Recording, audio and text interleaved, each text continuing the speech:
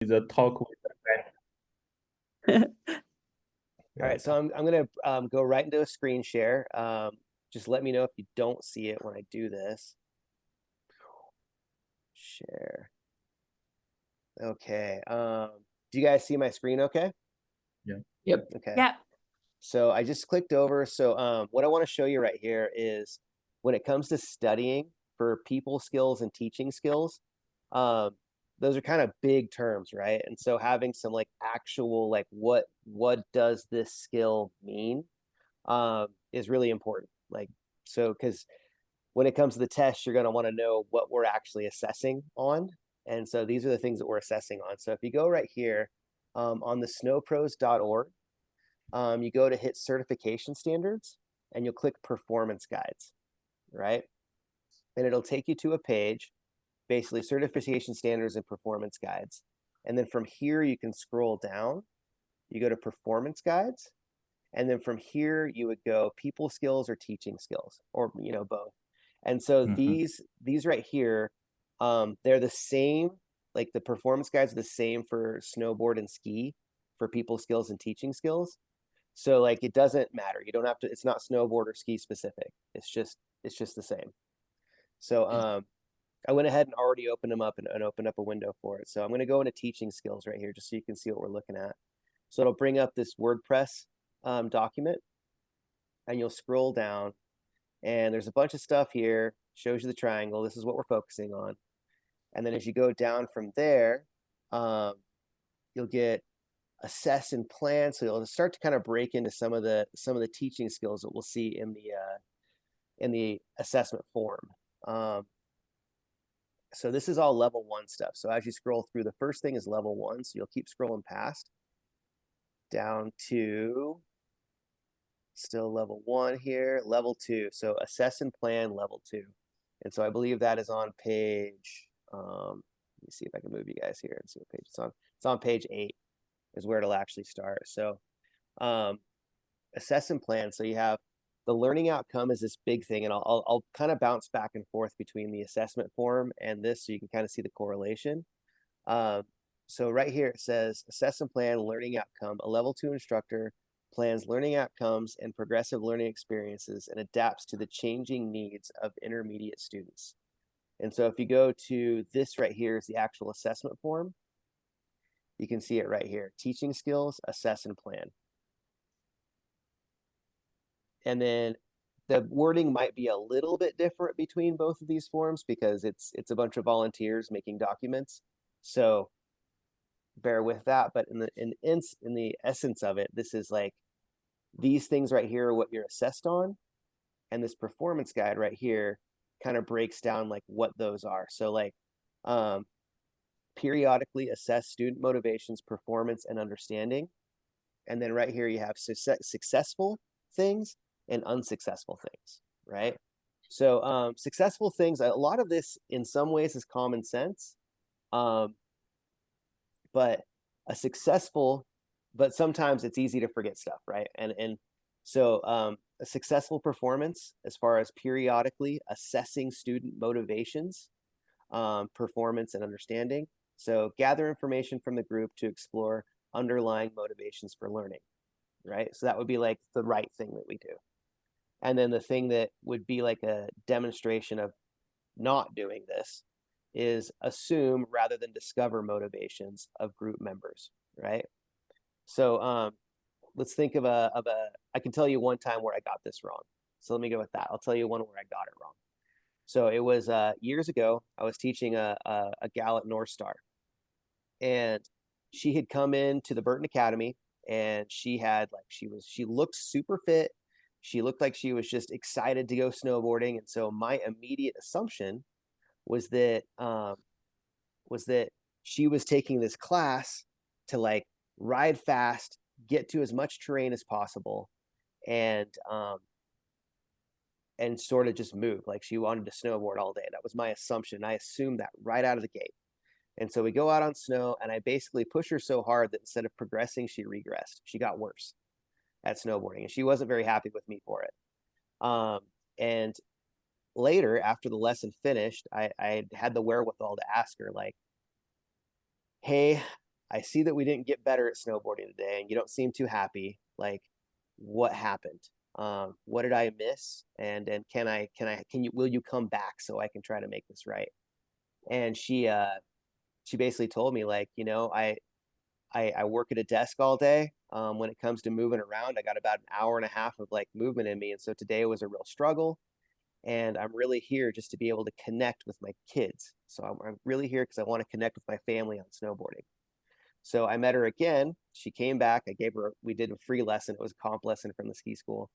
And with that, after discovering her motivations and sort of like what she had in the tank as far as learning, we would go out and snowboard for about a half hour. We'd come inside and watch snowboard videos. We went down to the butter box and looked at snowboard gear, and so she could understand what all the gear was. And then, kind of between doing all that, we might have done a total of maybe 2 hours of snowboarding, of actual snowboarding that day. But she got better. She actually got better. And so I met her motivations by connecting her to the sport. Like, these are the pros. This is what your kids are watching. Snowboarders like to ride rails. I know it's really weird, but look at this. And this is what they're doing. And like, your kids are going to love this. And these are different kinds of snowboards, and all that like helped connect her to the sport. So when she actually went out on snow, which was what her goal was, to connect to the sport, when she went out on snow, she was personally a little bit more motivated to like try harder to balance, to find a deeper reservoir of strength and stamina, and she got better. So I got it wrong, and then I got it right. So that's kind of what this goes to. And so I could go through this whole list, but I don't need to. So that's a successful. So periodically assessing student motivations and performance. Jeff. Mhm. So let's go with one where let's read another one of these. So periodically assess student motivations, performance, and understanding. One of the successful contributors to this is periodically assess and adapt to the group's ability to perform planned activities, right? So hold on, I'm going to expand this real quick just to make sure I'm not missing somebody. Okay, good. I don't think anybody else is trying to join the meeting. Mhm. So what would be an example of this periodically assess and adapt to the group's ability to perform planned activities? What would be that in an actual lesson? Yeah, based on my understanding, it's related to the linear plan part of the teaching plan. So sometimes I feel in the real case, when we, for example, if I'm going to teach my friend to do the steep slope today, right? So Mhm. I saw we have the couple friends together, maybe 2 to 3 people. I saw they are pretty fit and is stronger at the doing smooth turn and blue terrain, something right like that. So sometimes I create the linear plan for them to improve on steeper slope.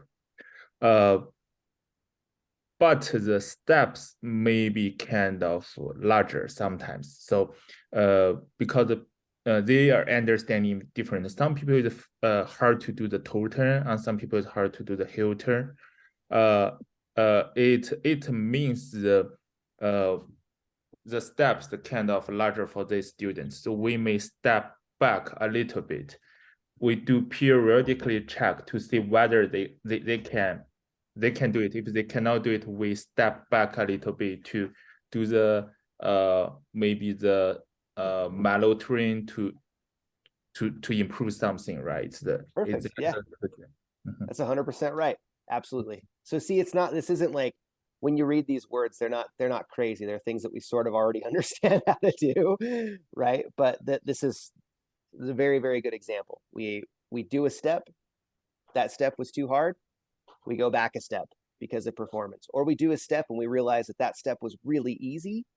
And so it was really easy. Then maybe we skip a couple steps and we go to a little bit harder terrain, or we jump through our progression a little bit faster. Yeah. Okay. Cool. So that's one thing. Now the next one we have here is the collaborate. This one's kind of tricky in a teach exam. So collaborate with students to establish and adapt a lesson plan with a clear direction and focus, right? This collaboration. So when we think about like what we would do in an actual lesson, we would start a lesson and we'd ask them what their goals are, and then we would try to like homogenize like some idea after a few runs of watching everybody ride about what linear plan we're going to apply, right? But in a level 2 teach, when you have 40 minutes to 那 do 随 it, 便拿一块，等会儿。 hey Eric, we're recording, so anything you missed, we got it on there. Just Oh, hey. Yeah, sorry, I cannot open my camera right now, so I can just stand by and listen. Is that okay? that's totally okay. Jump in whenever you have anything to say. It's okay. We don't have to see your face to talk. Okay, sure. Yeah. Okay. Thanks. So when it comes to collaborating with students in a 45-minute lesson window, it's going to be a little bit of sort of guided discovery. So guiding the group to agree with your preset plan, right? So for instance, in a level 2 teach, a level 2 teach would be like intro to bumps. And in intro to bumps, you can assume that your students can already make turns on a black groomed run. And you can assume that your students are already comfortable, like have been off piste before at some point, right? But have never ridden moguls. And so those two assumptions are kind of what you start with. And so when it comes to collaborating on goals, so you can be very like in that setup, instead of looking at your group and saying like, hey, everybody, we're going to ride bumps. What do you want to do in bumps? Instead of leaving it that open, it behoove you to narrow it down a little bit, right? So maybe you narrow it down like, hey, we're going to introduce bumps today. I know that we can do this. And so you very well set up like, I know that everybody's ridden black groomers before. I know we've all been off piste. But really what I want to know from you guys is we're going to learn how to ride these bumps, but what are you excited about with bumps? You know, and then maybe from that gives you some cues like I'm excited. One person might say I'm excited to see new terrain. One person might say that I'm excited to keep up with my skier friends, you know, and this is all sort of like in a level 2 teach, it's definitely in like the almost the theatrical, right? Like where like people are pretending because everybody already knows how to ride bumps in your level 2 teach. But guiding people towards that initial goal will help you really apply a linear plan.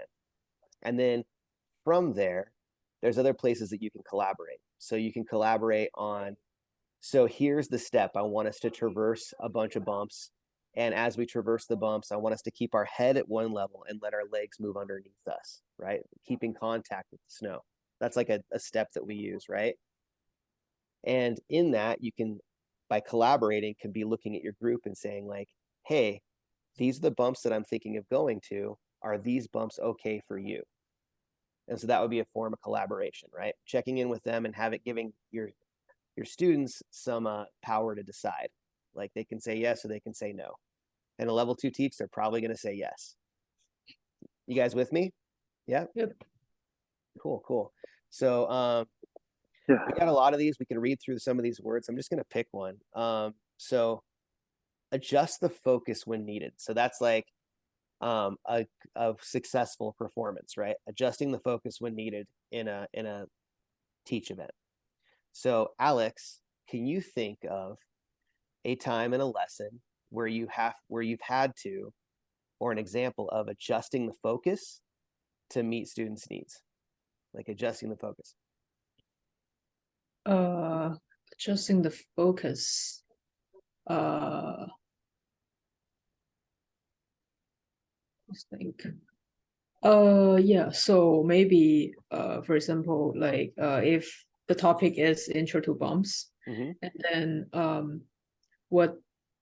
and then when I led them to a bumps, and then I realized some people in the group, or they were the problem for them is not like they're like how to ride bumps, and they know how to ride, like they kind of know like how to retract their legs, but maybe they just like kind of not familiar with like the steepness of like the slopes and the bumps. So maybe we need to introduce them to the steeps first, like maybe like let them get used to like the steep terrains, and then and get used to like how putting their putting their center of mass like forward a little bit more in a steeper terrain. Totally. yeah. Totally. So an example of that in real time might be that you get into the terrain and you traverse the run, right? And everybody's retracting super good. Mhm. And then you're like, okay, well, how do you guys feel about making some turns in the middle of these bumps, right? Does this feel safe to you? And somebody says like, nope, doesn't, it's too steep. No way, Uh-huh. not in Yeah. these bumps. And then you would adjust the focus to be like, okay, well, for you, Mhm. since you asked them, so the collaboration part was you asking them, like, do you feel comfortable in this terrain? Mhm. From there, they say, not really, like these bumps look scary, or you just see some body language that throws that to you, right? Right. Then you'll say like, okay, well, why don't we focus our turns then outside of the bump? So here we have a bump run, and on the sides of the bumps, just outside of the bump pack, we can make a couple turns there. We can try to do some turns there before we go Mhm. back into the bumps. Right. And then you focus for them on the skill, like you said, getting their center of mass downhill or whatever. But Mhm. you're totally right. And the collaboration is that you instead of you just telling them what they're going to do, Mhm. you ask them, and they bring you input Mhm. from what their words, and that you adapt your plan based on their input, Mhm. Yep. right? Perfect. Yeah, Awesome. I have a question, Josh. Yeah. Yeah, so for some people, like, we know, like, so maybe they're scared of like some terrain, but then that if you give them some push, like, to do it, and then they would do it. But like some people, like, they just cannot do it. So how do you figure out like how much should we push them to their limits? I ask them. Simple as that. I ask them like, hey, I've done it. I'm sure that some people in this group can probably remember a time where I've pushed them and asked them before I pushed them, and said like, hey, I know I've done this with Jeff. I know for sure. We've been on a steep run, and I've looked at Jeff and I've said, hey, I think that you can do this. I think you have the skills to do this. You've shown me everything I need to see, but are you sure you want to do this? Because this is going to be a push. And in that moment, they have a choice to say yes or no. I see. Yeah. So you're lining up the plan, and you're letting them sort of dictate where that plan goes. And you have a plan A and you got a B. But if you see their potential, and then they were not, they thought they were not good enough, but you really think they're ready for it, will you push them or not? No. I want them to be ready for it, because so much of what we teach, so much of what we do, or we can teach like balanced movements in terrain, right? Like in easy terrain. And as we're stepping up terrain, if they're afraid of that terrain to the point where they tell me like, nope, not ready. If they tell me that, then I have to respect that, because as soon as we get into that terrain, like they're going to start to act really defensively, and all those good movements that I taught and all that good balance they had is probably going to go away, and they're going to regress.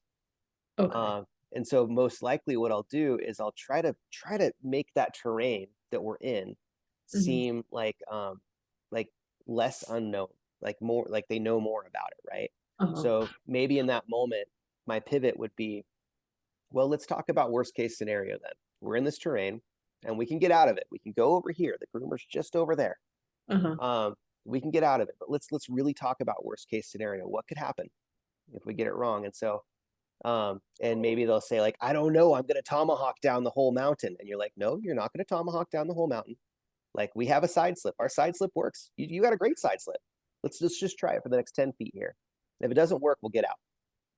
And so I'll try to, like, instead of pushing them to make a turn or something, I'll acknowledge their fear and see if I can get them to a place of less fear where they say, yes, I want to do it. And if I can't, then we'll go to easier terrain and continue to feel comfortable there until they're ready to move on. Okay, sounds good. Yeah. Thank you. For sure. So that's collaborating with students. Any other questions? I can't see everybody on here. So Eric, Cheryl, Nirvana, any other questions about collaborating with students? No? Okay, pretty cut and dry. All right, so let's go back down to another one. So this is like the last. So if we look at our thing right here, we have these 3 different big LOs. There's a lot of boxes here, so bear with me. We have plan a lesson. So plan, playful, and or exploratory lesson with productive use of movement, practice time, and terrain. Let's see if the same thing is actually here. Plan a playful, blah, blah, blah. Yeah, it's the same thing. So successful performance contributors. This is like a mouthful, right? Like the hardest thing is understanding this language. So that's what I'm trying to go with this right now. So successful performance contributor, plan a playful and or exploratory lesson with productive use of movement, practice time, and terrain. So a good thing that we do right here is plan an adventure in learning that is playful and or exploratory. Not capture the interest of the group would be the wrong thing, right? So let's think about like, how would we get this wrong? Okay, like let's just think about this one. We have a successful performance and an unsuccessful performance, right? So maybe Eric, I know I can't see you, but you can hear me. Can you unmute yourself? Yeah. Okay, cool.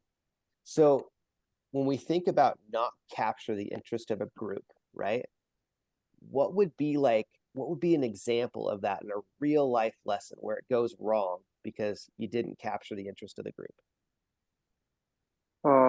You mean I didn't capture the intro? The interest. Oh, yeah. Give me a sec. Yeah, sure.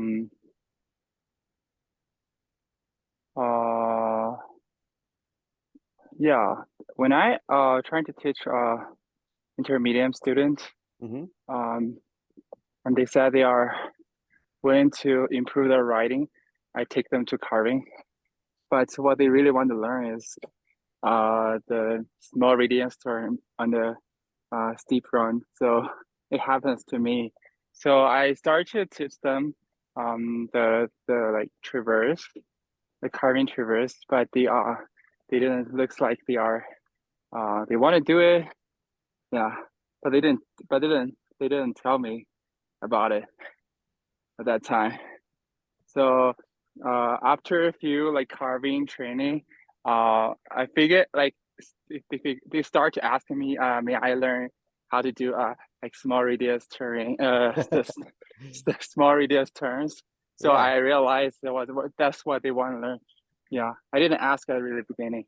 Yeah, they just want to set very unclear goal, like improve the writing. So yeah, so I guess I need to ask more questions. Totally. Yeah, that's Yeah. an awesome example. It's absolutely an awesome example. Yeah. So if Yeah. we miss it on what they actually want to learn, then and sometimes we got to steer them, right? Like you have a group of people, you can't teach 5 different things to 5 different people at once. You kind of have to steer them to one thing. So as a group, you have to agree on something, and that goes back to that collaboration, right?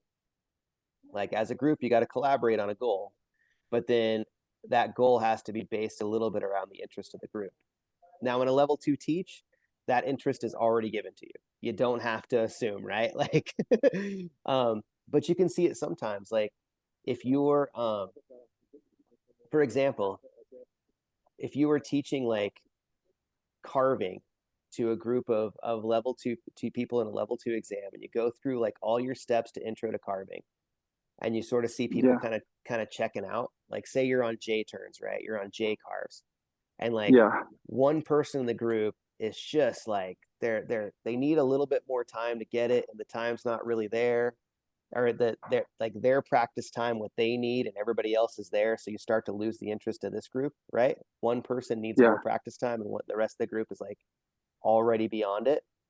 Then hmm you're going to need to do something to bring this group's interest level up, right? The other 4 people out of your 5 people. And so that's where you might introduce like, hey, so like, let's add a layer to this J carve. Now, one person, we might not have it perfect yet, and that's okay. But what I want to do is I want to add an indie grab to our hillside J carve. And then boom, the people that have already got the J carve, they've got a new level to kind of perk their interest. Oh. Or maybe you have one person in the group too. Here's another example. You have one person in the group that like all 4 people said, I want to learn carving. And one person is like, I want to learn short turns. Okay. And you've got to homogenize on a goal, right? So hmm you've got to find a way for this one person to sell them on like why carving would be rad. You know, like, okay, here's all this. Like, I think carving's awesome, and you could leave it at that, or you could say like carving's great because it allows us to go really fast down the mountain in control. And you'd be surprised how fast you can make it down a hill, how quick you can go from A to B. Carving allows us, it gives us the platform to learn how to spin off of jumps. It gives us the platform to ride a pipe. Like all these things that we have to get, but we have to have carving first to be able to access all these other outcomes.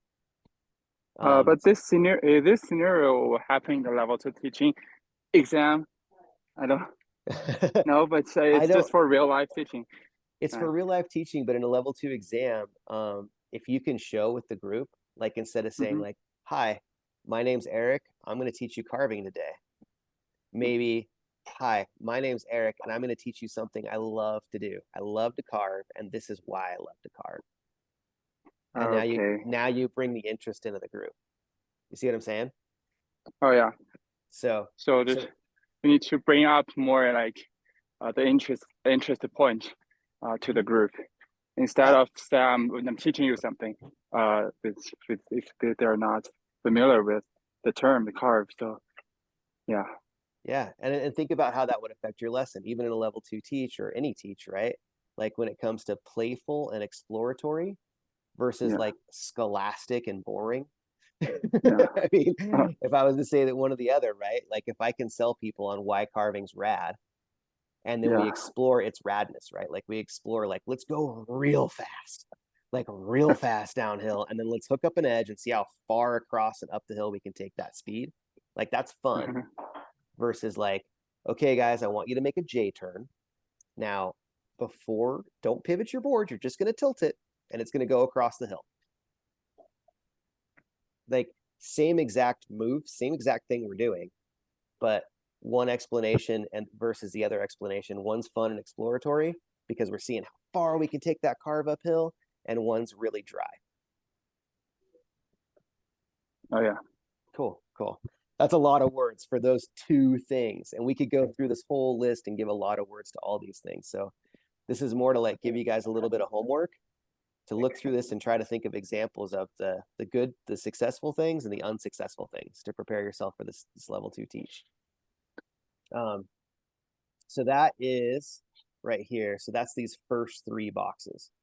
We got a lot of boxes to go. So I'm going to kind of rip through them and just sort of point to stuff and more or less give you guys the opportunity to ask questions, if that's good. So, and the next question I want to hear from is going to be a question from Nirvana, because I haven't heard from Nirvana yet, or Cheryl. Cheryl is out already. Okay, so right here, so our next one is, so these things are like, this is a learning outcome, and these are the supporting things to the learning outcome. So the next one is, the big picture here is implement, so facilitates learning experiences and adapts them as necessary to guide students towards agreed upon outcomes and engage them in the process. Blech. That's a lot. But if we try to simmer this down to what this actually means, is like, did the learning experience that you made happen, was it based on agreed upon goals? So like, as a group, did you come together with a goal, and did your learning experience match the goal that you came together with? Right? So, and then during that learning, your plan, your teach, did you like engage the students in some decision making? Did you engage them in the process of learning, right? Like help them pick terrain and stuff. Does that help at all? Like understand what this is? Okay. So let's go back to our performance guide. So our teaching and performance guide, we can rip down right here. So that's our big learning outcome. We just read it. So adapt the learning environment to align with the needs of the group. It's kind of funny because adapt right here is really similar to this periodically assess student motivations. Like these things are really, really similar, right? So,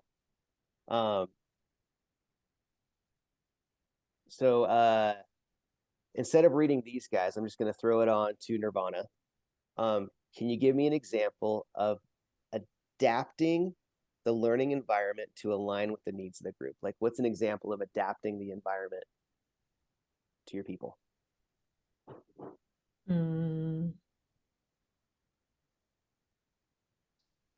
Okay, I think I can think of one example when I do the intro to bumps teaching to this group. And I remember the terrain that they actually, I mean, the size of the bumps are not consistent. Part of the bumps are really big to like for the people who started on the bumps. And I think what I did is that when I started with the traverse on top of the terrain, I mean on top of the like the whole bumps terrain. And then when we got to that point where the bumps got too big, actually the original plan was to let the group practice some turning and try to link two turns together. But when the terrain become, I mean, when the size of the bumps became too big, I like kind of step back to let the group do the traverse again, and just to get used to the steep of the terrain and get used to the bigger size of the bumps, and let them know when they like see this like large bumps, they can still do they can still like use traverse or like yeah, they can still get down, get out of the bumps safely without like making turns, but just in a comfortable way that they feel that to make sure that everyone can ride in control. Perfect. Yeah, that's a great example. Awesome. You had a plan, you changed your plan because the terrain wasn't suited anymore. It was going to be too big for your students, not necessarily for you, but for your assumed students. And you waited to do that step until later or not at all. Perfect. That's great. So provide clear and relevant information, descriptions, demonstrations, and feedback that encourages learning. Okay. So this one's a really tough one in a level 2 teach, because the experience of teaching intermediate snowboarders, like you got to teach a lot of lessons until your descriptions are like streamlined, right? And you have all these different like sentences basically, then what one works for this person and one works for this person. So it takes a while to build up that base of knowledge, right? A lot of experience to build up that base of knowledge. And so I've seen a lot of people at a level 2 teach struggle with providing clear and relevant information. An example I can say with this one is in a level 2 teach, I'll do like, okay, guys, you have intro to steeps. And the instructor goes up and he says like, today we're going to learn most flex turns. That's it. And then goes into teaching most flex turns and all the nuances of most flex turns. The instructor is doing this because to them, most flex turns are their best approach. That's what works for them on steep runs. But when it comes to creating relevance around what they're learning and how it applies to steeps, they miss that part 100%. And unfortunately, I've had a lot of people be very unsuccessful at the level 2 teach for this specific reason right here, is they couldn't connect what they taught with its effectiveness on the terrain, right? And so the difference would be like, hey, so we're going to go into steeps. Difference from steeps from what you've ridden before is that when we point that board downhill, we're going to go real fast. And we don't want to go real fast pointing downhill because it's going to be real hard to slow down when we get to steeps. And so what we need to learn today is a way to make a really short turn, a really small turn, and control our speed in a really small space without traveling too far downhill. So first, I want to teach us how to make really short turns. Now, the way that we learn how to make really short turns is we start with our bodies really, really crouched So that way, as we extend our legs, we have range to turn our board underneath our body through an extension of our legs that'll allow us to make a closed turn in a very short space. If we don't have that range, we can't do that. We end up with a big turn, and a big turn isn't something we want on steeps. You see the difference? Like one person could say, I'm going to teach you most flexed, and your student's like, and one person's applying it to like its actual goals on like it's to managing steeps. I'm teaching you this to manage this new terrain. So this is one where I highly encourage everyone to like go through that intro to list, and like you have your linear plan, like Jeff put it, your linear plan, you have it, but make sure you have an explanation of like, I'm going to teach you like this is the difference, this is the terrain, and this is how it's different than what you already know. So this is how we have to manage it. And so I'm going to teach you this to manage the difference. Yes, is that making sense so far? Okay, cool, cool. So this takes a lot of practice right here to get this one right. So manage physical and emotional risks to promote engagement in the learning environment. So manage physical and emotional risks. So Cheryl, are you still here? Sherry? I don't know. think she's still here. She mentioned she's busy on other stuff and leaving. That's all right. That's all right. Well then, Jeff, you're up. Yeah. So, Jeff, when it comes to managing physical and emotional risk to promote engagement in the learning environment, can you tell me, and physical risk is one that we could easily, we can unpack that. That's an easy one, right? Mm-hmm. So emotional risk, this can be kind of a stressor. Like, what the heck does emotional risk mean? Right? So let's go the other way. Instead of doing it right, tell me when you do it wrong. Like, what's an example of somebody getting it wrong when they manage emotional risk?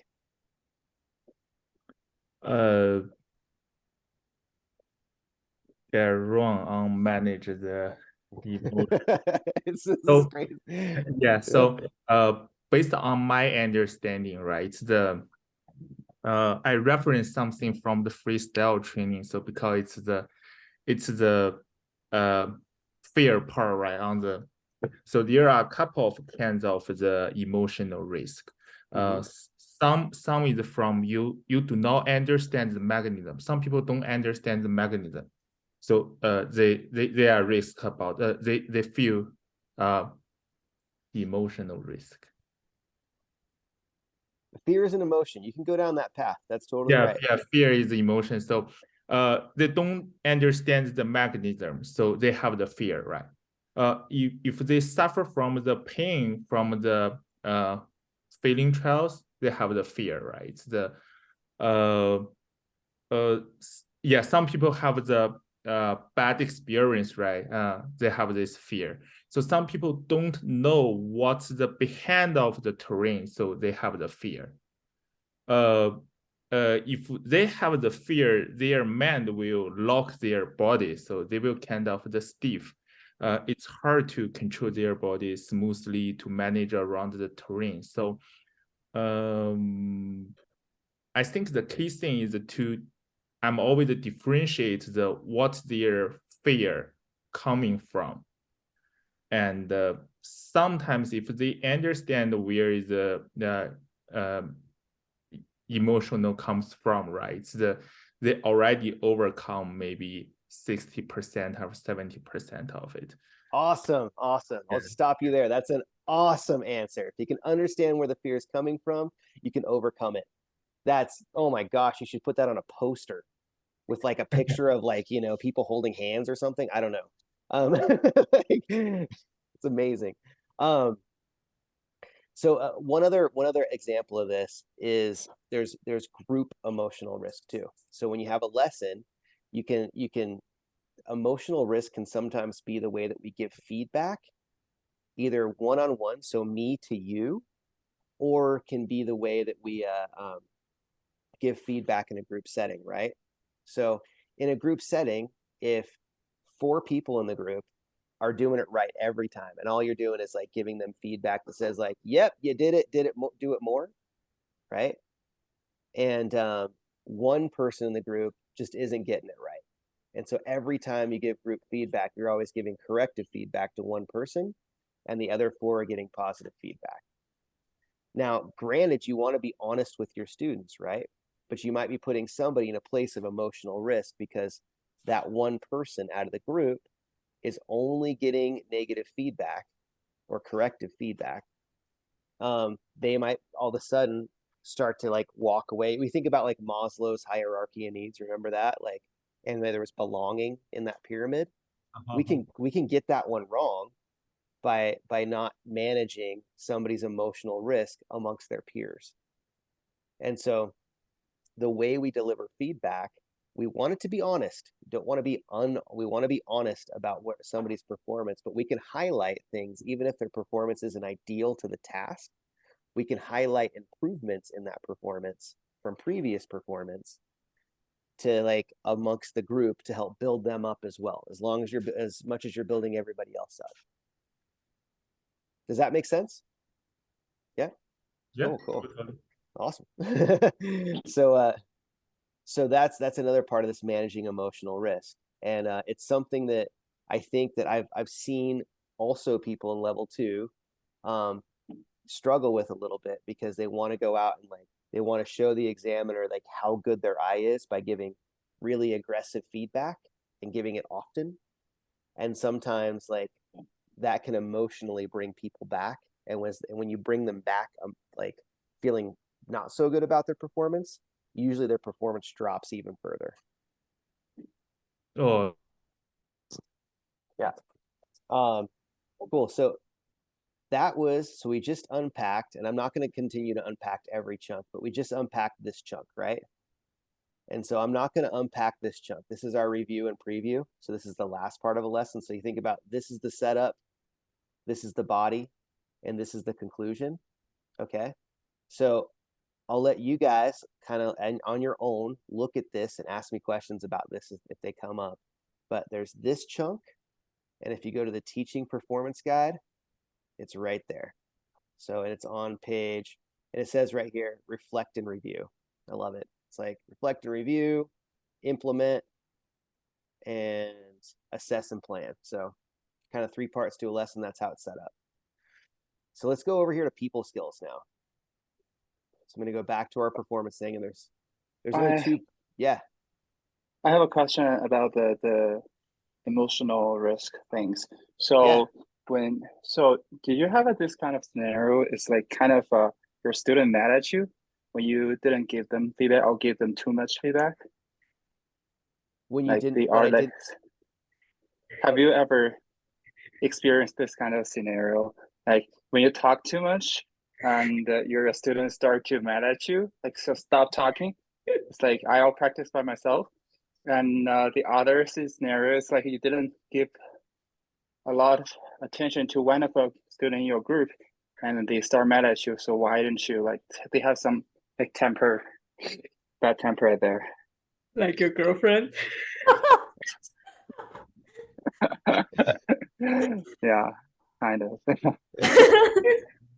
well, I have so many questions about this, but I won't ask them. Okay, so yes on both ends, and so yes, I have talked too much for somebody who's a doer, and I have not said enough for somebody who is a thinker or needs that feedback. That has happened.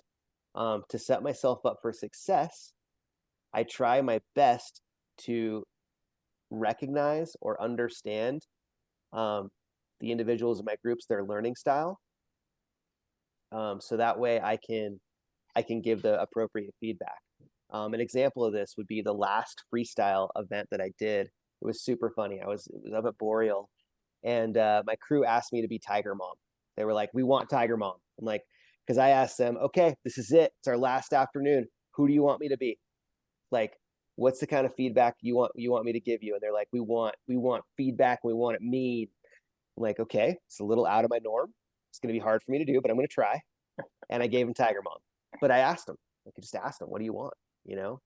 And sometimes people say like, I want one tip and I want to practice it for a while. And so I try to like open it up to the group to tell me, my participants to tell me what they want as far as feedback.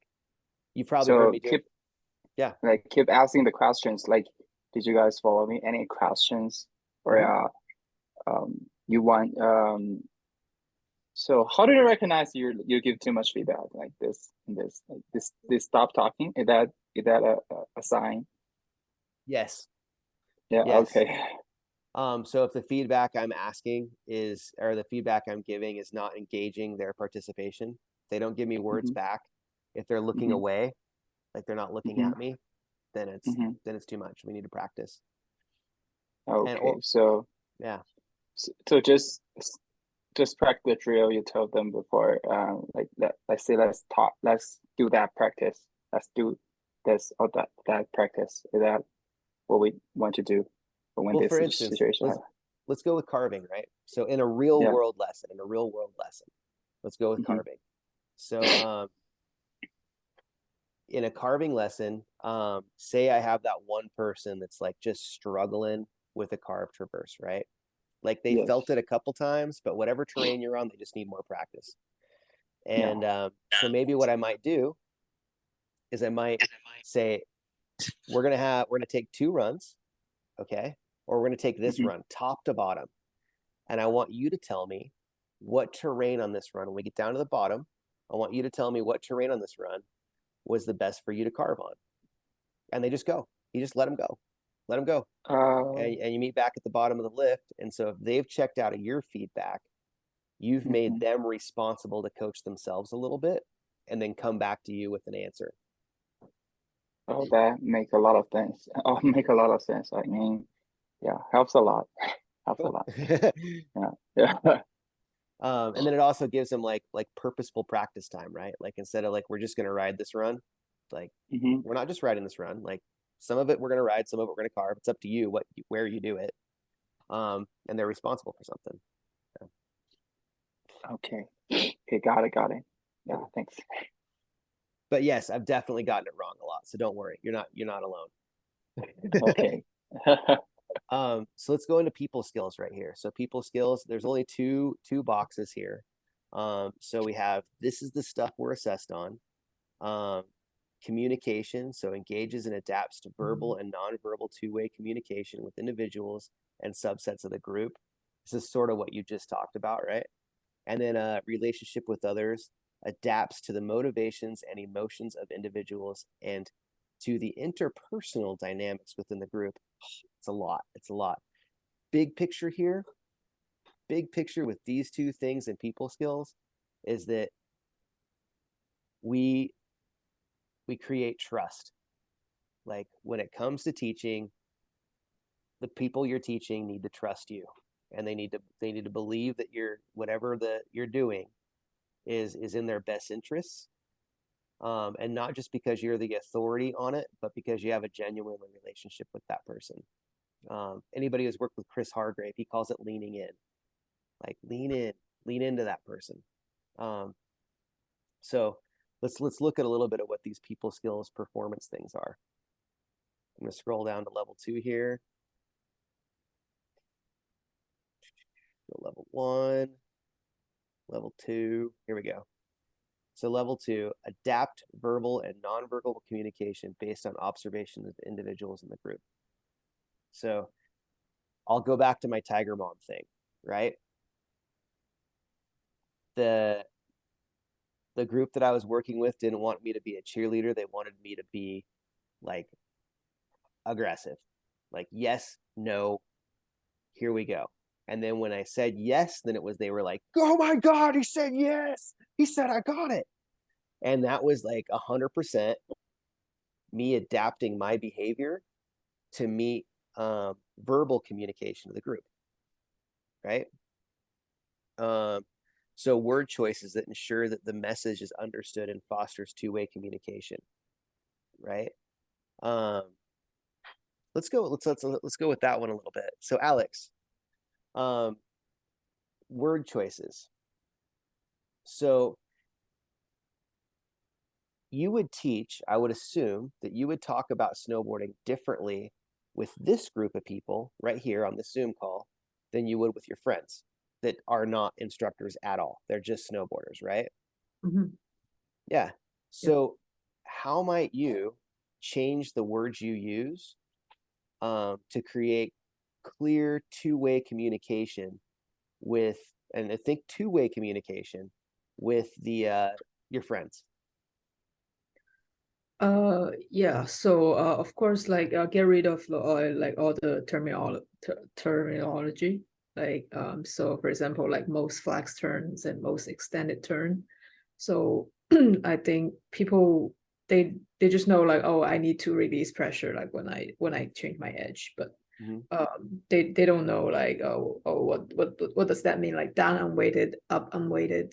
So definitely those things, and also some abbreviations, for example, like, oh, I'm gonna do a back one today, so I'm gonna teach a back one, and then people were like, oh, what's the back one? And yeah, so definitely like when I'm not sure if they can understand like those abbreviations or terminology, then I would definitely like explain it, or before after I say it, or like changing to like a easier way to understand. Cool. I love what you said right there. Explain it before I use it. I think that that is like our biggest thing, that if we can, instead of impacting a lesson with tons of jargon, a little bit's okay. Like if I say we're going to unweight the board, I've got to explain what that is. But I can build my whole lesson around this word that nobody knew beforehand, right? Right. And give that word meaning and then support it with action. And like that's the you hit it right there. If I'm going to use a word, I need to make sure that we all understand what it means. So I love it. I love it.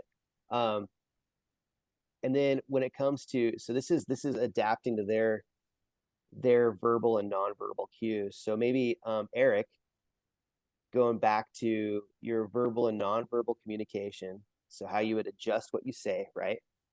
What's a nonverbal cue that somebody would give you that shows that they just straight up don't understand? The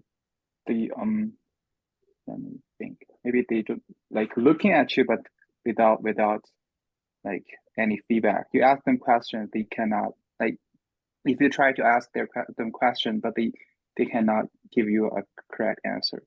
That's a Yeah. verbal one. That's a Yeah, the verbal. no verbal one is like, yeah, it's like kind of they are not doing what you want them to do. So after you told them what to do and you demo it, you show them to do how to do it, but what they do is not that things. Yeah, it's the sign. It's the sign like they don't understand what you talk about maybe. So you Cool. need to more like clear, like make it like you need to explain more clear about the things you told them before. Yeah. Cool. I love it. I love it. But specifically, I have a like. Do you guys remember it when Josh taught us like the most extended turn?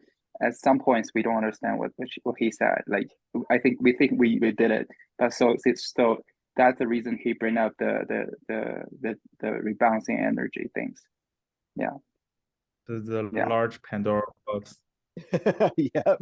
Yeah. Let's just open it up. I think that's a good example. Cool. I like it. I like it. Yeah. Awesome.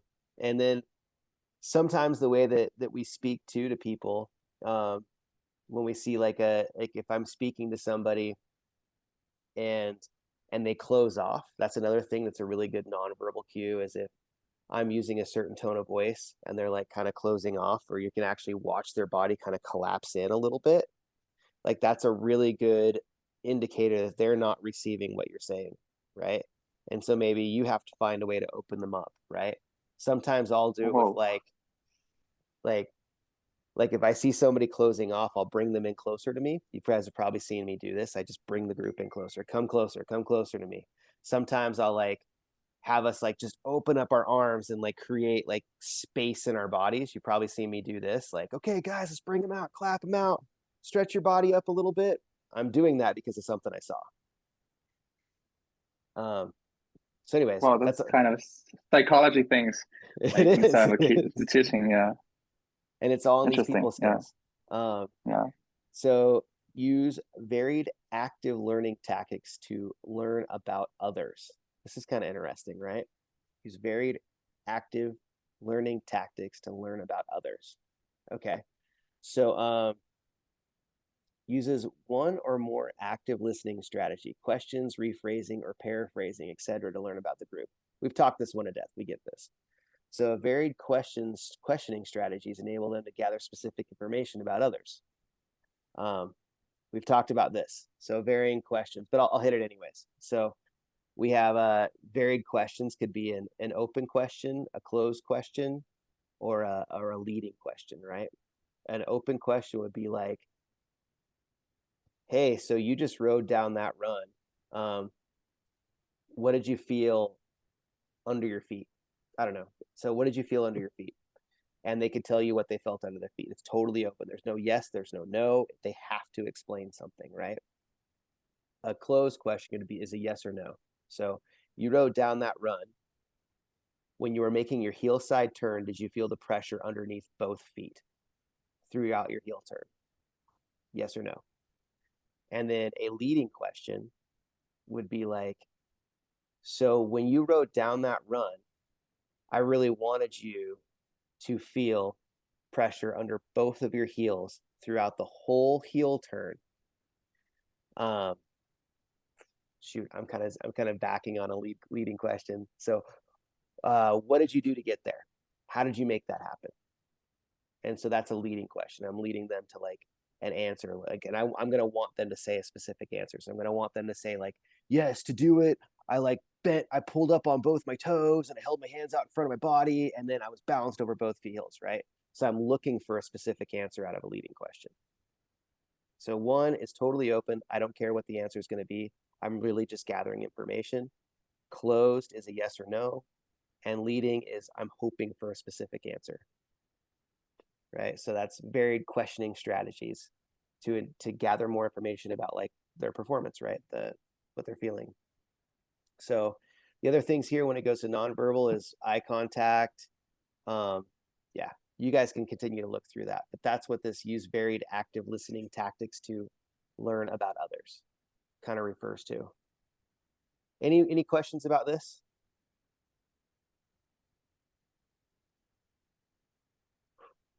Good, awesome. It's a lot. I feel like my brain's about to fall out the side of my ear right now. So we have our last one right here. This is our last box to unpack, our last Pandora's box. We're doing so good. So we go right here, relationships with others, adapts to the motivations and emotions of individuals and to the interpersonal dynamics within the group to promote trust.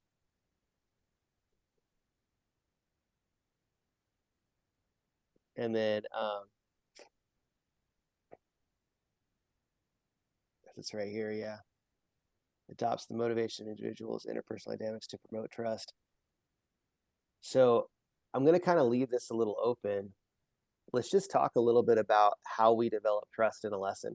Like, let's take this stuff away, right? Let's not worry about that. When it comes to trust, though, like, who all do we have on this call still? Is Nirvana still here? Nirvana, you still here? Yes, I'm still here. Okay. What was the Cool. question again? So I want to know a little bit about when it comes to developing trust with your students. Mm-hmm. What are some of the things that you do to try to develop trust? Like, Mm-hmm.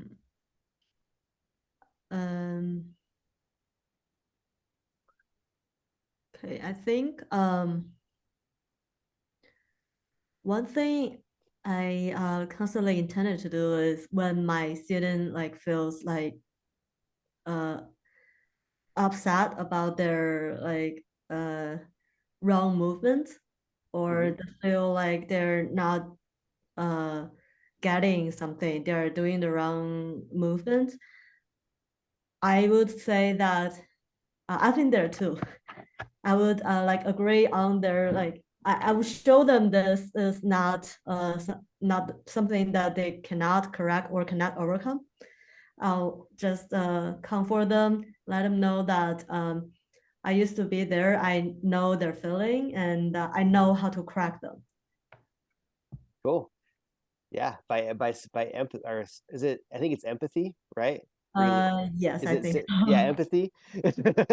Perfect, perfect.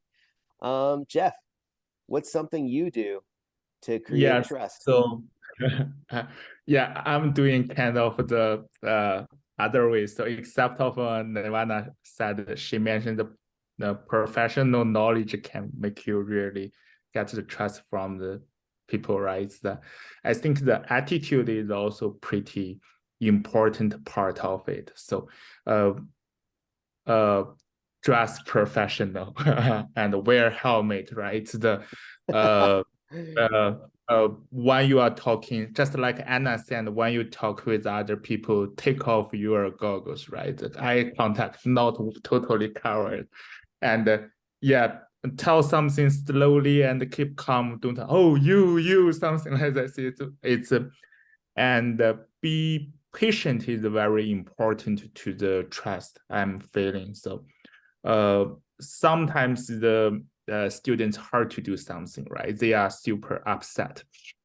And for me, sometimes it's hard to provide very precise feedback for people is not very uh, fit. People is not fit, they hard to make it. So I just tell them, I will not abandon you. I will be always with you. So yeah, let's figure out what's the solution, how's the feeling, why is the feel. Let's find out the solution for this puzzle. And be patient, I think it's very important. I think the Chris Hargrave, he has demoed great patient on the on our level 1 exam on Wen. So Wen has told me, so if all the instructor is like this, I can be professional. Yeah. I want to say one thing that you just said. So the first part about professionalism and like taking off your goggles and stuff, those attribute a little bit to communication, but I think what you really said that attributed to trust was collaborating. And it's actually on this list right here. Like gosh, where was it? So connects among group members, creates up to collaborate right here. Creates opportunities for collaborative interactions and sharing among the group. And I think right there, when you said like, you have somebody that's feeling something and it's a puzzle and we're going to figure this puzzle out together. I don't have the answer, but I'm with you on it. Like yes, that right there, definitely. that's that they trust that you're investing and that, you know, if you get it right or get it wrong, you're in it together. And so you're building a relationship right there. And Yes, yeah. that was good. That's really good. So adapt to the motivations and emotions of individual subsets in the group. Okay, so we got a little bit about relationships right there, and I think you said it, Nirvana. You said you empathize, and then you said that you collaborate, and then adapt to motivations and emotions of individuals and subsets in the group. So Eric, I'm going to narrow yours down when it comes to developing trust, right? This is a tough one. Okay. This is a tough one right here. So adapt to the motivations and emotions of individuals and subsets in the group. What do you do to create trust through adapting to the motivations and emotions of people in the group? It's a lot of words. I can try to explain it easier too. I know this is challenging, but this goes right to the thing that you just said. Like, I gave people too much feedback or not enough, and they got mad at me. Like, this is how you adapt to that. Yeah, I might keep asking questions, like asking for their questions. Do you have any questions, or do you follow me? This kind of word to make sure their attention is on me, and also I guess trust part.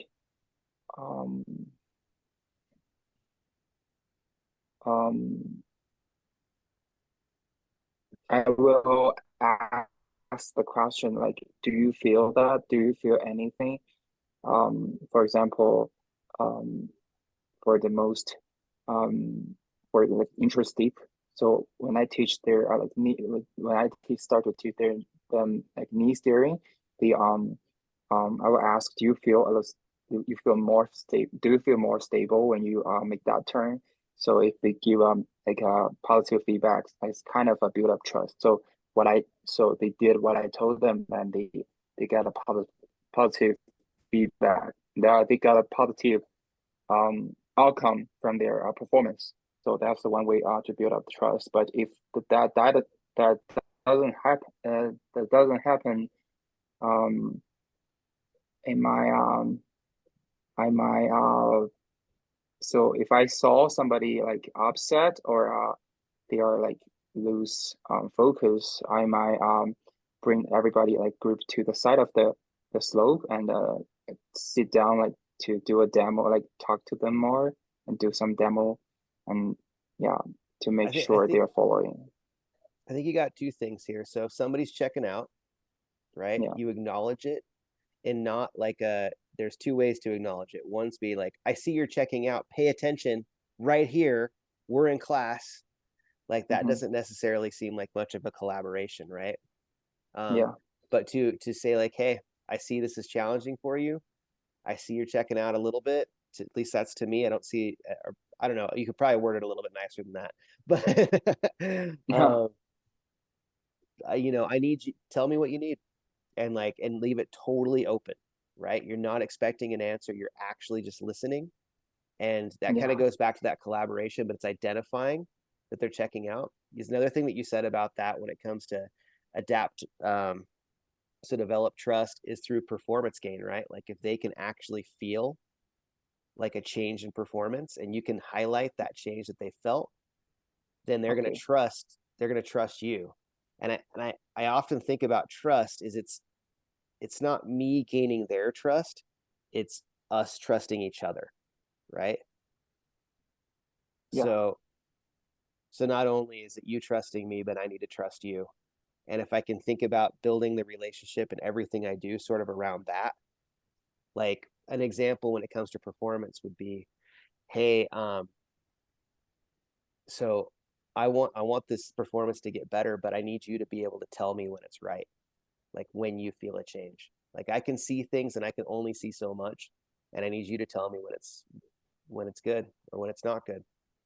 And by opening up that doorway for them to have clear, like honest communication, then there's trust there. There's trust in them that I'm listening, and I'm putting my trust in them to tell me what's going to go on, so I can actually like get some value out of our experience together. Does that Like make sense? ask them kind of ask them what they want and also what they need. Yeah, ask them to what they build up need. trust. And then also ask them like it's tell me when the performance changes or if it's not changing. Like keeping that totally open is a big part of it. Cool. So it's kind of the scenario like we use open questions. Okay, got it. Yeah, we use open questions and listen. That's a big way to sum it all up, right? Use open questions and listen. Okay. Cool. Well, I think that we kind of got through this a lot. I don't think I can say anymore without my brain falling out of my ears. But we have 3 resources here, and these are the 3 resources I want you to like kind of dive into a little bit more on your own time. Is the one resource right here is the assessment form, the unified assessment form. And I'll make sure I'll send you guys a screenshot of this on the WeChat. And the other ones are the performance guides right here. And you can access those right through here through certification, performance guides. You'll scroll down, you'll open this box, and then it'll be right here. These assessment forms, Teaching skills? Yep. So people skills and teaching skills. Okay, got it. And make sure you're looking at the right page because there's level 1, there's level 2, and there's level 3 on this. So make sure you're looking at the level 2 stuff, and it'll say it right there, level 2 at the top of the page.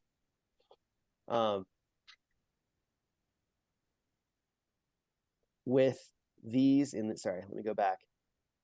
So this page right here, this also has the assessment forms. I don't think these are updated. Actually, let's just check. Instead of me assuming anything, let's just check. We're going to compare the two. So level 2 teaching, let's see if it looks the same as the one I have.